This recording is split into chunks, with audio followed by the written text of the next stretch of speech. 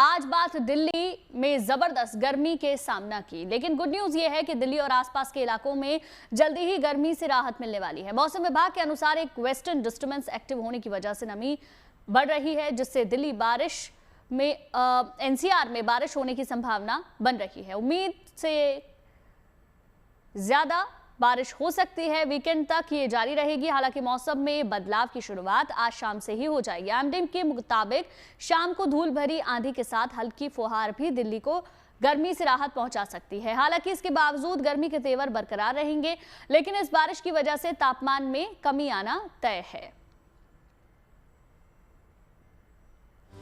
तो दिल्ली एनसीआर के इलाकों में लगातार भीषण गर्मी का प्रकोप देखने को मिल रहा है और दिल्ली वाले इंतजार कर रहे हैं बारिश का। थोड़ी सी राहत आज मिलने की उम्मीद है। तेज हवाओं के साथ आज रात और शाम के वक्त बारिश हो सकती है। कल का दिन भी ऐसा ही रहेगा, जब बारिश और फुहारों से मौसम खुशनुमा बनेगा। भीषण गर्मी से थोड़ी राहत भी लोगों को मिलेगी। उम्मीद जताई जा रही है कि आज शाम और कल दिन भर और पूरा वीकेंड इस बार थोड़ा सा मौसम ठंडा रह सकता है, जिससे कि गर्मी से लोगों को राहत मिलेगी।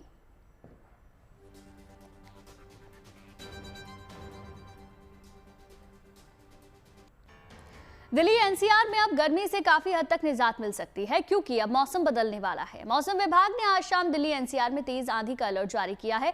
इस दौरान हवा की रफ्तार 40 से 60 किलोमीटर प्रति घंटे रह सकती है। मौसम विभाग के अनुसार आज हल्के बादल छाए रह सकते हैं। आज शाम से रात तक हल्की बारिश होने के भी आसार हैं। मौसम विभाग ने इस सिलसिले में कल रात ही अलर्ट जारी किया था। मौसम विभाग के अनुसार कल से मौसम में और सुधार देखने को मिल सकता है। मौसम विभाग ने 13 जून को गर्मी का येलो अलर्ट जारी किया है। वहीं 14 जून से हीट वेव नहीं चलेगा, ये संभावना भी जताई गई है। लिहाजा ये वीकेंड दिल्ली वालों के लिए अच्छी खबर लेकर आ रहा है। दिल्ली में प्रचंड गर्मी पड़ रही है। झुलसा देने वाली धूप, पसीना सुखा देने वाली लू चल रही है और ऐसे में मौसम विभाग ने रेड अलर्ट जारी किया है, ताकि लोग घर से निकलते समय अपने साथ जरूरी सामान जरूर कैरी करें, ताकि हाइड्रेट रहें। क्योंकि दिन के वक्त में जब पारा 45 डिग्री के पार पहुंच रहा है, तो ऐसे में बेहद सावधान रहने की जरूरत है। डॉक्टर्स की माने तो लगातार धूप में खड़े होने से बचने की जरूरत है, क्योंकि अगर लगातार 15 मिनट से ज्यादा कोई धूप में खड़ा रहता है तो ये परेशानी का कारण बन सकता है। इसलिए जहां तक हो सके शेड में रहें, छाए में रहें और लगातार धूप में एक्सपोज होने से बचें। साथ ही साथ डिहाइड्रेट न हो, अपने पास कुछ ऐसा लिक्विड जरूर रखें जिसे आप समय समय पर पीते रहें, ताकि आपका शरीर हाइड्रेट रहे और आपका बचाव हो सके। क्योंकि इतनी तेज जब धूप होती है और साथ साथ जब लू चलती है, तो ऐसे में शरीर का पसीना सूख जाता है, टेम्परेचर बढ़ जाता है और ये खतरनाक हो सकता है। इसलिए ऐसे मौसम में जब तक जरूरी ना हो तो घर से न निकलें। साथ ही साथ जो मौसम विभाग है उसने अनुमान लगाया है कि जो ये पिछले एक हफ्ते से मौसम बना हुआ है, उम्मीद है कि इसमें शुक्रवार शाम से थोड़ा परिवर्तन आए। जब धूल भरी आंधी चलेगी, हल्की बारिश होगी, तो मैक्सिमम टेम्परेचर जो 45 डिग्री के ऊपर पहुंच गया है वो थोड़ा नीचे आएगा। कैमरामैन दीपक बिष्ट के साथ हिमांशु मिश्रा, दिल्ली। चलिए अब आपको लेकर चलते हैं कश्मीर, जहां कुछ ऐसी ही गर्मी पड़ रही है जैसे जम्मू कश्मीर में पड़ती है। गर्मी में राहत लेने के लिए सैलानियों को कश्मीर में ठंडक की जगह गर्मी का एहसास हो रहा है। कैसा इस वक्त कश्मीर में तापमान, देखिए हमारे संवाददाता मीर फरीद की खास रिपोर्ट। इसको आप ग्लोबल वार्मिंग का असर कहें या क्लाइमेट चेंज का, कश्मीर अब वो पुराना कश्मीर नहीं रहा। मौसम ने कुछ ऐसा मिजाज बदला है कि देश के बाकी हिस्सों की तरह यहाँ भी भयंकर गर्मी पड़ रही है।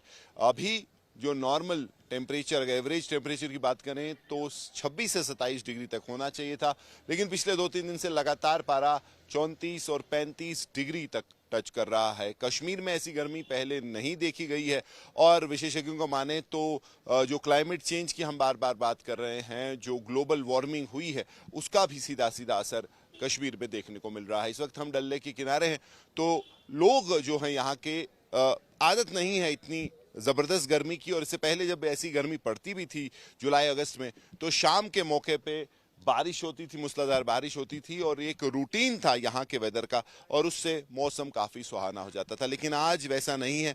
पिछले 3-4 दिन से भीषण गर्मी पड़ रही है और अब जो खासकर जो यहाँ के युवा हैं वो डल लेक में एक किनारे आके इसमें जो है छलांग मार के स्विमिंग कर रहे हैं, अलग अलग तरीके से जो है गर्मी से अपने आप को बचाने की कोशिश कर रहे हैं। जैसे आप देख सकते हैं कोई फर्क नहीं, जम्मू और यहाँ पे कोई फर्क नहीं है। जम्मू में 45 डिग्री से हालांकि पड़ने के लिए यहाँ भी कुछ कम नहीं है, सेम टेम्परेचर महसूस हो रहा है। एकदम स्ट्रॉन्ग हीट है, सनस्क्रीन लगा कर आए हैं ताकि स्किन ना जल जाए। ग्लोबल वार्मिंग का ही असर है सारा। तो आपने जब सुना था कश्मीर, हमेशा लोग कहते थे कि गर्मी से भागने के लिए आते हैं यहाँ छुट्टियां मनाने, लेकिन ये गर्मी देख के आपको क्या फील हो रहा है कि वो सारी कहानी अब खत्म हो रही है? हाँ बिल्कुल, क्लाइमेट चेंज की वजह से वो कहानी सब खत्म हो रही है। अब वो वाला टाइम नहीं रहा कि जम्मू से लोग बच के कश्मीर में आएंगे, क्योंकि यहाँ पे भी सेम टेम्परेचर है जम्मू जैसा। भीषण गर्मी और कश्मीर के लेवल के हिसाब से बहुत ज़्यादा 35 डिग्री तक जो है पारा टच कर गया है और आने वाले समय में अगले जो कुछ दिन हैं कई सारे पिछले रिकॉर्ड टूट सकते हैं। कैंपस से मुजफ्फर अहमद के साथ मीर फरीद, डल लेक, श्रीनगर। दिल्ली समेत कई राज्यों में आज भी हीट वेव का अलर्ट है, लेकिन खास बात यह है कि लोग राहत पाने के लिए जहां जा रहे हैं वहां का पारा भी चढ़ा हुआ है। हालांकि कहीं बारिश भी हुई है तो कहीं लोग सुहाने मौसम का लुत्फ उठा रहे हैं।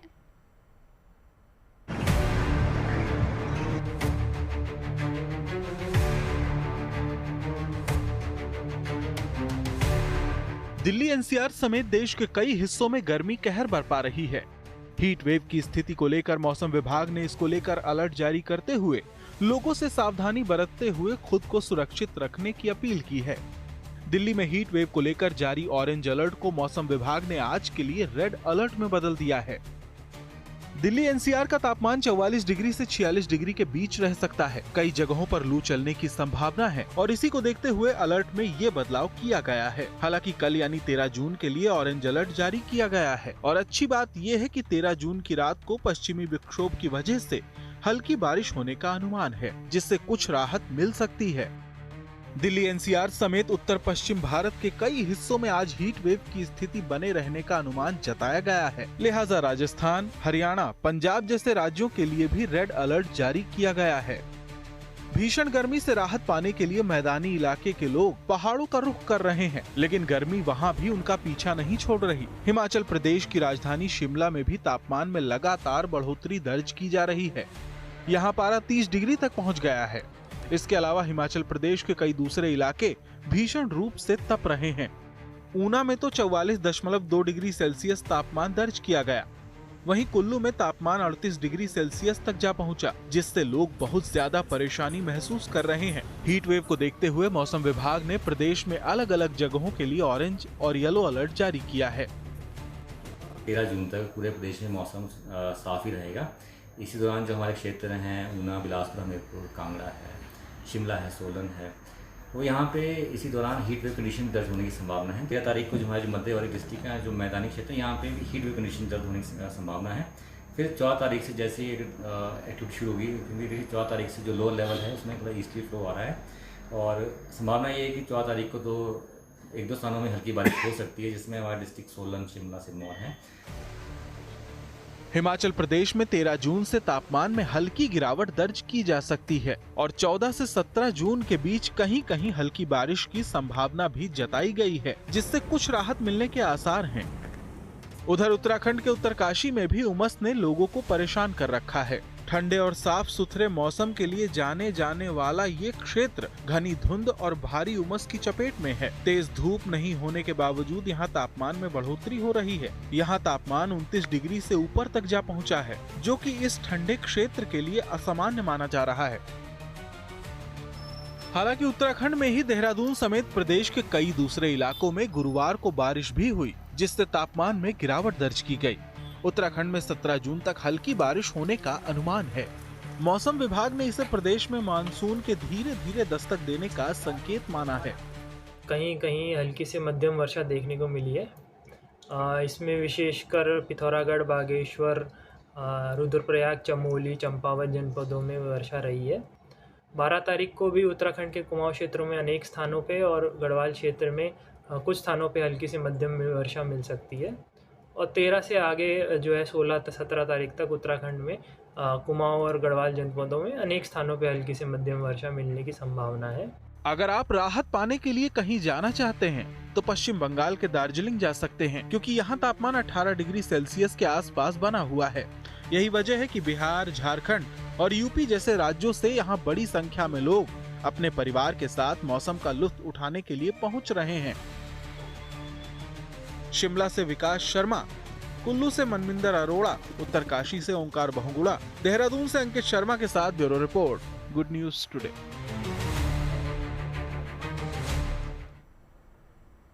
चलिए अब आपको दिखाते हैं भीषण गर्मी से लोगों को बचाने के लिए क्या इंतजाम किए जा रहे हैं।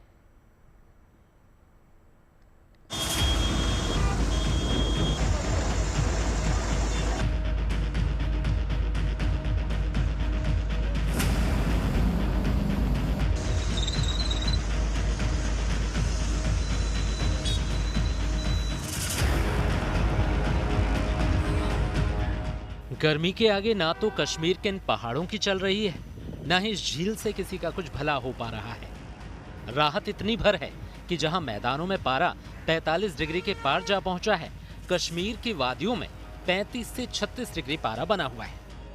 हालांकि ये पारा यहाँ के लिए काफी है, लिहाजा स्कूलों में गर्मियों की छुट्टियां अभी करने पर मंथन चल रहा है। अगर श्रीनगर की बात की जाए तो आज दिन का अधिकतम तापमान 34 डिग्री रिकॉर्ड किया गया, जबकि मौसम विभाग का कहना है कि आने वाले दिनों में 35 से 36 डिग्री तक श्रीनगर का तापमान होगा। पहाड़ों में भी कोई राहत नहीं है, वहां पर भी जिस अंदाज से खुली धूप से लोग जूझ रहे हैं, उस बीच अब मौसम विभाग ने कश्मीर में एडवाइजरी जारी की है कि आम लोगों को सीधी धूप से बचने के लिए उपाय करने चाहिए। जहां एक तरफ लोग और कश्मीर आने वाले पर्यटक इस गर्मी से जूझ रहे हैं, वहीं पर अब स्कूलों में भी सोचा जा रहा है कि क्यों न गर्मियों की छुट्टी की घोषणा पहले ही की जाए, वरना कश्मीर में जून के आखिरी हफ्ते में गर्मी की छुट्टियां होती थी। उत्तर भारत की तरह कश्मीर को भी बादलों का इंतजार है। मौसम विभाग भी इन सैटेलाइट मैप पर नजरें गड़ाए हुए है और मौसम का ये मौजूदा मिजाज बता रहा है कि राहत अभी दूर है। हालांकि 14 के बाद मामूली राहत मिलने की आस है। 15 तारीख से थोड़ा क्लाउडी हो जाएगा। आइसोलेटेड प्लेस पे बूंदाबांदी या गरज चमक के साथ किसी जगह हेवी शावर भी हो सकता है, लेकिन वो उसका चांसेस बहुत कम है कि वो आइसोलेटेड प्लेस पे थ्रू आउट वाइड सेपरेट नहीं होगा। जस्ट पिन पॉइंट उस जगह 2-3 जगह ऐसे चांसेस बन रहे हैं 15, 16 और 17 को। श्रीनगर की तरह जम्मू में भी गर्मी के खिलाफ लोगों ने अपने अस्त्र शस्त्र निकाल लिए हैं। धूप से बचने के लिए छाते की छाया है और गर्म हवाओं से निपटने के लिए हाथों में पानी है। सड़कों के किनारे लोगों ने नेकी के ऐसे प्याऊ भी लगा रखे हैं ताकि गर्मी को परास्त किया जा सके। लेकिन कई ऐसे लोग हैं और स्वयंसेवी संस्थाएं हैं जो कि सामने आई हैं और वो जगह जगह इस प्रकार से पेयजल की व्यवस्था कर रहे हैं, शरबत की व्यवस्था कर रहे हैं, ताकि जो कामकाजी लोग हैं जिनको घर से बाहर जाना पड़ता है उनको पानी मुहैया करवाया जाए। तो एक बहुत अच्छी पहल है। यहाँ पर कई संगठनों द्वारा, कई जो स्वयंसेवी संस्थाएं हैं, मंदिर समितियां हैं, वो सामने आई है और लोगों को पेयजल दिया जा रहा है। खासतौर पर जो लोग कामकाज के कारण जिनको घर से बाहर जाना पड़ता है दोपहर के समय में, उनको काफ़ी दिक्कतों का सामना करना पड़ता है। इसीलिए यहाँ पर कई लोगों ने, कई संस्थाओं ने यहाँ पर पेयजल की व्यवस्था रखी है और लोगों को गर्मी से कुछ राहत मिल रही है। यहाँ पर कुछ लोग आए हैं जो कि यहाँ पानी पीने के लिए आए हैं। हम उनसे बात करते हैं। भाई साहब, आपका नाम? मेरा नाम हरप्रीत है। मैं एक एनजीओ रन करता हूँ। तो एज ए एनजीओ का पार्ट होने के नाते इससे बड़ी सेवा इस गर्मी में यहाँ पर एक और संस्था है जिन्होंने पेयजल की व्यवस्था की। तभी मैं आपको वापस बोल रहा हूँ। सबसे पहले इनको नमस्कार है, शिव शक्ति ट्रस्ट को। एक एनजीओ का पार्ट होने के नाते मुझे पता है इससे बड़ी सेवा आज के टाइम में, इस तपती ह्यूमिडिटी में और टेम्परेचर में 44 अबव है। इस बार जम्मू में गर्मी जो जून में मानसून से पहले पड़ रही है, मुझे लगता है इससे बड़ी सेवा, प्रैक्टिकली सेवा आई थिंक कोई हो भी नहीं सकती है। गर्मी से जंग गर्मी के दिनों में घर पहुंचते ही सबसे पहले हम एसी का रिमोट खोजते हैं। कुछ लोगों को एसी के बजाय कूलर की हवा ज्यादा रास आती है। मतलब ये कि बिना इन इंतजामों के उत्तर और पश्चिमी भारत में मई जून को काटना मुश्किल है। कुछ लोग तो अपने एसी का टेम्परेचर इतना कम कर देते हैं कि दिल्ली में शिमला जैसा एहसास होने लगता है। लेकिन अब सरकार ने इस टेम्परेचर पर लिमिट का फैसला लिया है। तो क्या है एसी टेम्परेचर को लेकर सरकार की पहल और इस पहल को क्यों जरूरी माना जा रहा है, चलिए आपको वो बताते हैं।